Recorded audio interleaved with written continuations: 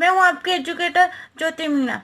आज की क्लास में हम देखेंगे एक्टिनोमाइसीट्स के ऊपर। इसका क्या आर्थिक महत्व है हमारे जीवन में, क्या होता है, यह कैसा दिखता है, क्या है, इसके बारे में हम क्या जान सकते हैं, इसके बारे में आज हम देखेंगे। एक्टिनोमाइसीट्स के ऊपर पेपर में किस प्रकार से क्वेश्चन पूछे जा सकते हैं उसके बारे में हम देखते हैं। फर्स्ट क्वेश्चन है इसका, एक्टिनोमाइसीट्स पर टिप्पणी लिखिए। सेकंड इसका, एक्टिनोमाइसीट्स का आर्थिक महत्व लिखिए। देखते हैं इसका आंसर किस प्रकार से है।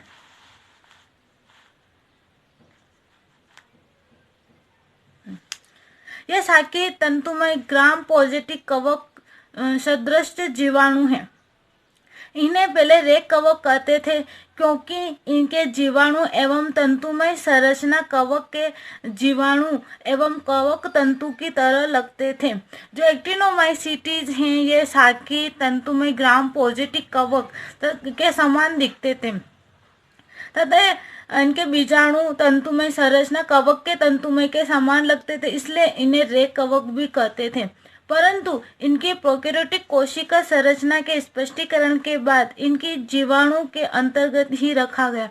एक्टिनोमाइसीट्स की जो कोशिका की संरचना है उसका स्पष्टीकरण तथा उनका अध्ययन किया गया है, तो इनको जीवाणु के अंदर ही रखा गया है। इनकी कोशिका भित्ति में पेप्टोग्लाइकन पदार्थ पाया जाता है। जो एक्टिनोमाइसीट्स है इसकी कोशिका भित्ति में पेप्टाइडोग्लाइकन्स नामक पदार्थ पाया जाता है।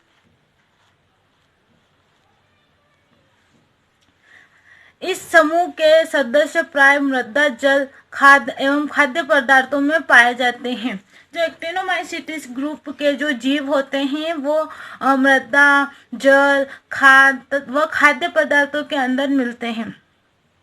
इनकी अधिकांश जातियां मर्तोपजीवी होती हैं, परंतु कुछ परजीवी जातियां पौधों तथा मनुष्यों में कुछ महत्वपूर्ण रोग उत्पन्न करते हैं। एक्टिनोमाइसीट्स पूर्णतः तो अधिकांश तक मर्तोपजीवी होते हैं, परंतु कुछ जीव परजीवी होते हैं, पौधों तथा मनुष्य के ऊपर होते हैं, जो इनके अंदर कुछ रोग उत्पन्न करते हैं। इस समूह के सदस्यों में जनन प्राय विघटन द्वारा होता है। जो एक्टिनोमाइसीट्स के सदस्य होते हैं इनके प्रजनन सामान्यतः विघटन के द्वारा ही होता है। विघटन सामान्यतः विघटन होता है। इसके अतिरिक्त इनमें कवकों के सामान्य अलैंगिक जनन कोनिडिया एवं बीजाणु द्वारा होता है। एक्टिनोमाइसीट्स के विघटन के अतिरिक्त एक्टिनोमाइसीट्स में कोनिडिया एवं बीजाणु के द्वारा अलैंगिक जनन होता है। इनके प्रमुख वंश हैं माइकोबैक्टीरिया, एक्टिनोमाइसीट्स, स्ट्रेप्टोमाइसीट्स आदि। एक्टिनोमाइसीट्स के अंदर कुछ इसके वंश हैं। एक्टिनोमाइसीट्स तथा स्ट्रेप्टोमाइसीट्स अपघटन के रूप में कार्य करते हैं, जबकि माइकोबैक्टीरिया द्वारा अनेक महत्वपूर्ण रोग उत्पन्न होते हैं। जो माइकोबैक्टीरिया एक्टिनोमाइसीट्स हैं, स्ट्रेप्टोमाइसीट्स इसके कुछ वंश हैं। इसमें से जो एक्टिनोमाइसीट्स तथा स्ट्रेप्टोमाइसीट्स हैं वो अपघटन के रूप में कार्य करते हैं, जबकि जो माइकोबैक्टीरिया होता है वो रोग उत्पन्न करते हैं। इसमें एक्टिनोमाइसीट्स में जो कोनिडिया या बीजाणु की तरह जो लैंगिक प्रजनन होता है उसको हम डायग्राम के द्वारा देख सकते हैं।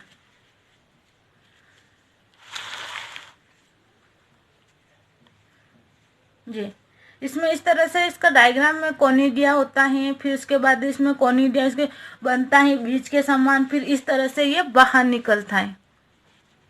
ये इसमें जर्मिनेशन और कोनिडियम इस तरह से होता है, फिर उसके बाद ये फ्लैजिलेट स्ट्रक्चर बनता है, फिर से कॉर्डिनिया कहते हैं। स्ट्रेप्टोमाइसीट्स में कोनिडिया द्वारा अलैंगिक प्रजनन होता है। इस प्रकार से इसमें अलैंगिक प्रजनन होता है।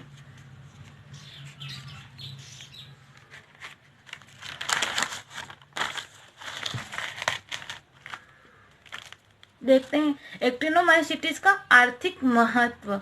Economic importance of एक्टिनोमाइसीट्स। एक्टिनोमाइसीट्स की लाभप्रद कोशिकाएं क्रियाएं। एक्टिनोमाइसीट्स से अनेक प्रकार के प्रतिजैविक प्राप्त किए जाते हैं। इनमें से कुछ प्रमुख एवं प्रभावी प्रतिजैविक स्पेक्ट्रोमाइसिन वंश की विभिन्न जातियों से प्राप्त किए जाते हैं। जो एक्टिनोमाइसीट्स होती हैं वो प्रतिजैविक के रूप में प्रतिजैविक रूप में प्राप्त किए जाते हैं। इनसे कुछ प्रमुख प्रभावी व प्रतिजैविक स्टेप्टोमाइसीट्स वंश से प्राप्त की जाती हैं, जैसे कि क्लोरोमाइसीट्स, इससे स्पेक्ट्रो फर्स्ट है क्लोरोमाइसीट्स, इससे स्ट्रेप्टोमाइसीट्स वेनिजूसी नामक प्रतिजैविक प्राप्त किया जाता है। सेकेंड स्ट्रेप्टोमाइसिन, इससे स्ट्रेप्टोमाइसिन ग्रीसियस नामक प्रतिजैविक प्राप्त किया जाता है। थर्ड इसमें नियोमाइसिन, इसे स्ट्रेप्टोमाइसिन फ्रेडी प्राप्त किया जाता है। इरेथ्रोमाइसिन से स्ट्रेप्टोमाइसिन इरिथ्रियस नामक प्रतिजैविक प्राप्त किए जा सकते हैं। जो एक्टिनोमाइसीट्स के कुछ वंश हैं उनसे ये प्रतिजैविक पदार्थ प्राप्त किए जाते हैं। अगला इसमें एक्टिनोमाइसीट्स की हानिकारक क्रियाएं। एक्टिनोमाइसीट्स द्वारा मनुष्यों, पशुओं व पौधों में अनेक रोग उत्पन्न होते हैं। कुछ प्रमुख रोग निम्नलिखित हैं। जो एक्टिनोमाइसीट्स हैं इसके द्वारा भी कुछ रोग उत्पन्न होते हैं मनुष्यों में, पौधों में, वो इस प्रकार है। फर्स्ट है मानव रोग या ह्यूमन डिजीज, क्षय रोग, माइकोबैक्टीरिया कुलोसेसी। जो माइकोबैक्टीरिया कुलोसेसी नामक बैक्टीरिया इसके द्वारा मनुष्यों में क्षय रोग होता है। दूसरा है कोढ़, माइकोबैक्टीरियम लोडी के द्वारा मनुष्यों में कोढ़ नामक बीमारी होती है। थर्ड है माइकोबैक्टीरियम डिप्थीरी, डिप्थीरी से मनुष्यों में डिप्थीरिया नामक रोग होता है। अगला है इसमें जंतु रोग, एनिमल डिजीज। पशुओं का क्षय रोग माइकोबैक्टीरिया बोविस द्वारा होता है। जो माइकोबैक्टीरिया बोविस होता है उसके द्वारा पशुओं में क्षय रोग होता है। थर्ड है इसमें पादप रोग, plant disease, step of potato, एक्टिनोमाइसीट्स। जो एक्टिनोमाइसीट्स है उसके द्वारा पादों में स्टेप ऑफ पोटैटो होता है। थर्ड इसमें कोरीबैक्टीरिया ट्रिट्रसाई, जो कोरिनी बैक्टीरिया ट्रिस्टाई है उसके द्वारा गेहूं को टोडू नामक रोग होता है। इसी लेक्चर में हम अगला टॉपिक भी देखेंगे जो छोटा सा है साइनोबैक्टीरिया के ऊपर, जो इसी लेक्चर के साथ अपन देखते हैं। अगला है इसमें साइनोबैक्टीरिया। इसमें देखते हैं साइनोबैक्टीरिया के ऊपर किस प्रकार से पेपर में क्वेश्चन पूछे जा सकते हैं, वो भी आज इसी लेक्चर में अपन देखेंगे। फर्स्ट है साइनोबैक्टीरिया के सामान्य लक्षण लिखिए। अगला है साइनोबैक्टीरिया के सामान्य लक्षण तथा जीवाणुओं से समानता तथा भिन्नताएं लिखिए।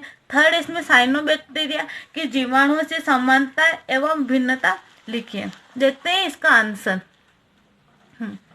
साइनोबैक्टीरिया के समानता सामान्य लक्षण, कैरेक्टरिस्टिक ऑफ साइनोबैक्टीरिया। जो नील हरित शैवाल का समूह साइनोबैक्टीरिया कहलाता है, जिससे निम्नलिखित विशेषता पाई जाती है। जो साइनोबैक्टीरिया होता है उसमें नील हरित शैवालों का समूह होता है। जो नील हरित शैवाल होती हैं उसके समूह को अपन साइनोबैक्टीरिया के नाम से भी जानते हैं। फर्स्ट है इसमें इस वर्ग के सदस्य फाइकोसाइनिन रंग की उपस्थिति के कारण नीले रंग के होते हैं। इनमें अन्य वर्णक पाए जाते हैं। इस वर्ग में जो भी सदस्य आते हैं, जो भी कवक आते हैं, वो फाइकोसाइनिन, इसके अंदर फाइकोसाइनिन नामक रंग उपस्थित होता है, जिसके कारण वो नीले हरे रंग के होते हैं। इसके अलावा इसमें अनेक पिगमेंट भी पाए जाते हैं जो इस प्रकार है।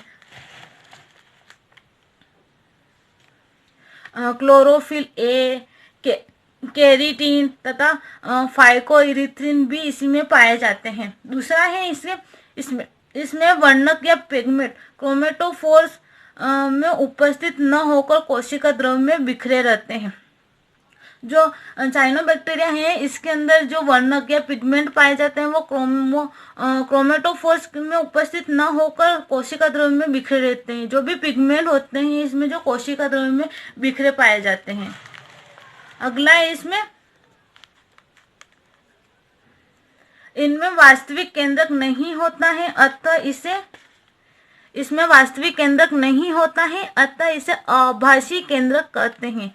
जो साइनोबैक्टीरिया होता है इसमें वास्तविक केंद्रक नहीं पाया जाता है, इसमें आभासी केंद्रक होता है। केंद्रक में न तो केंद्रक कला और न ही केंद्रिका होती है। जो साइनोबैक्टीरिया होता है इसके जो केंद्रक होता है ना तो उसमें केंद्रिका कला या न्यूक्लियस मेम्ब्रेन होती है और ना ही केंद्रिका पाई जाती है। फिफ्थ, इसमें कोशिका विभाजन जीव द्रव्य के विभाजन तथा पट निर्माण द्वारा होता है। इसमें जो कोशिका विभाजन होता है उसमें जीव द्रव्य का विभाजन तथा पट निर्माण द्वारा होता है, इसमें कोशिका विभाजन। अगला है इसमें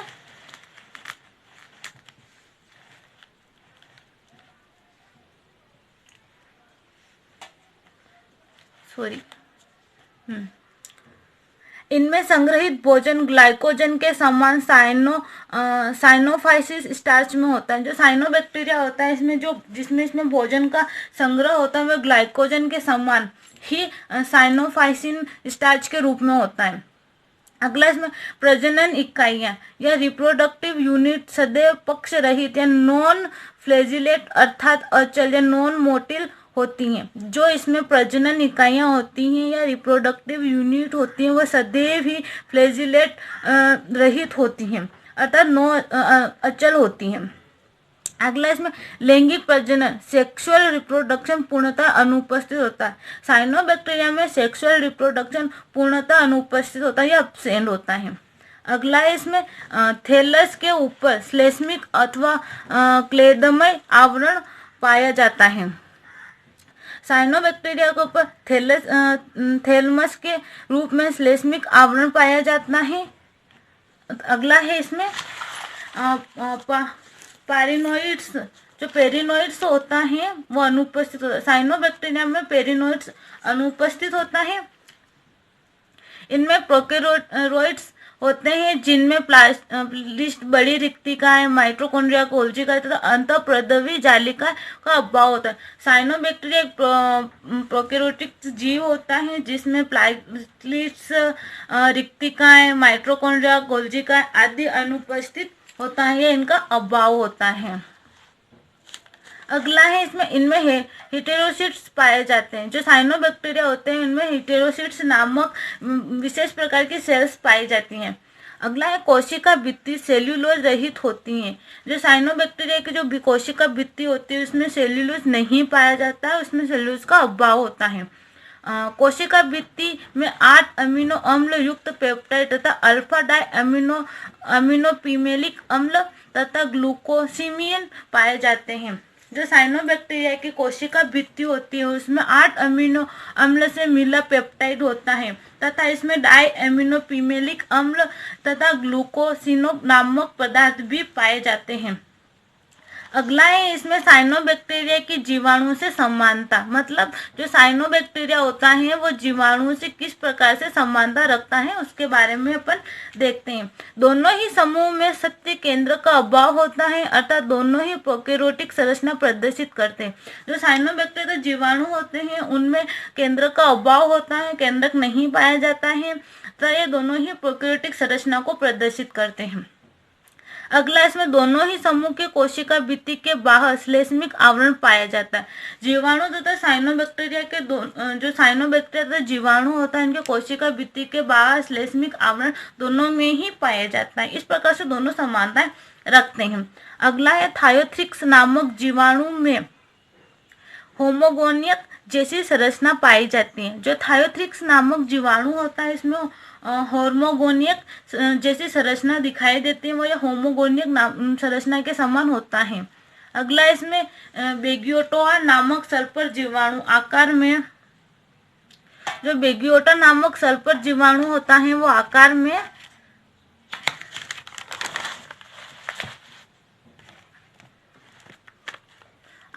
एवं गति में ओसिलेटोरिया के समान होता है।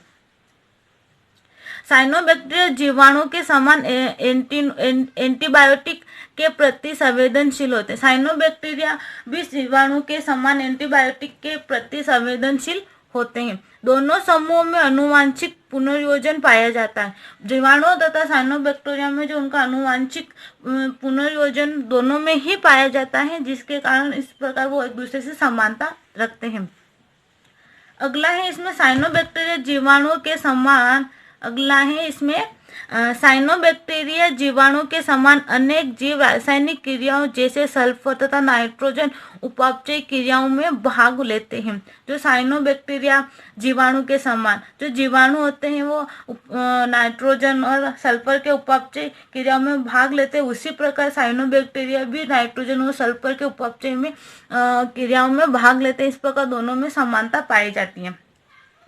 नील हरित शैवाल में ब्लू ग्रीन एल्गी तथा जीवाणु या बैक्टीरिया में घनिष्ठ संबंधता होने के कारण दोनों समूह दो संबंधित विकास की शाखाओं को प्रदर्शित करते हैं। जो नील हरित शैवाल या ब्लू ग्रीन एल्गी तथा बैक्टीरिया दोनों ही घनिष्ठ संबंध रखते हैं। दोनों की घनिष्ठ संबंधता के कारण दोनों ही संबंधित शाखाओं को प्रदर्शित करते हैं। अतः जीव जगत के मोनेरा की प्रथम शाखा साइनोबैक्टीरिया तथा दूसरी शाखा साइजोन्टा के प्रदर्शित करते हैं। इसमें बैक्टीरिया और साइनोबैक्टीरिया तथा जीवाणु की संबंधता के कारण जो मोनेरा जीव जगत का जो मोनेरा जगत है उसकी जो प्रथम शाखा है वो साइनोबैक्टीरिया तथा दूसरी शाखा साइजोन्टा को प्रदर्शित करता है। अगला है इसमें साइनोबैक्टीरिया के जीवाणु से भिन्नता। किस प्रकार से साइनोबैक्टीरिया जीवाणु से भिन्न है या difference of cyanobacteria with in bacteria देखते हैं। जीवाणु में क्लोरोफिल का अभाव होता है। जो जीवाणु या बैक्टीरिया होता है इसमें क्लोरोफिल ए का अभाव होता है। इसमें क्लोरोफिल ए नहीं पाई जाती है। अगला है इसमें प्रकाश संश्लेषित जीवाणुओं में मैग्नीशियम पोरफायरिन यौगिक पाया जाता है जो कि क्लोरोफिल ए के समान होता है। जो प्रकाश संश्लेषित जीवाणु होते हैं उसमें मैग्नीशियम पोरफायरिन की यौगिक पाया जाता है। क्लोरोफिल ए के समान इसमें वो कार्य करता है, यौगिक पाया जाता है जो क्लोरोफिल ए के समान होता है। जीवाणु में विशिष्ट प्रकार की कोशिकाएं जैसे हेटेरोसिट्स नहीं पाई जाती। जो जीवाणु या बैक्टीरिया होता है इसमें हेटेरोसिट्स नामक की कुछ विशेष कोशिकाएं होती हैं जो साइनोबैक्टीरिया में पाई जाती है, वो इसमें नहीं पाई जाती हैं। अगला है प्रकाश संश्लेषी जीवाणु में ऑक्सीजन नहीं निकलती। इसमें क्या होता है, जो प्रकाश संश्लेषी जीवाणु होता है जो फोटोसिंथेसिस करते हैं जो बैक्टीरिया उसमें ऑक्सीजन नहीं निकलती, जबकि साइनोबैक्टीरिया के प्रकाश फोटोसिंथेसिस के कारण इसमें ऑक्सीजन निकलती है। यह आकारिकी रूप से भिन्नित नहीं होते। जीवाणु तथा बैक्टीरिया आकारिकी रूप से भिन्नित नहीं करते। अगर आपको ये लेक्चर अच्छा लगा हो, समझ में आया हो तो लाइक शेयर करना ना भूलें। इस टॉपिक से संबंधित नोट्स आपको अवेलेबल हो सकते हैं, नीचे दिए गए नंबर पे आप कांटेक्ट कर सकते हैं। Thank you so much.